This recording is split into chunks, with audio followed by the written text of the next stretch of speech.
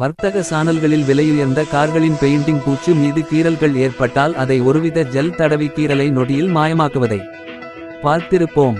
அதை போல மனித உடம்பில் ஏற்படும் ஆழமான காயங்களுக்கு கண்டுபிடித்துள்ள ஜெல் ஆயின்மெண்டை தடவினால் 60 நொடிகளில் கிழிந்த தோல் காயங்கள் ஒன்றுடன் ஒன்று இணைந்து காயம் மாயமாக மாறும் அதிசயம்.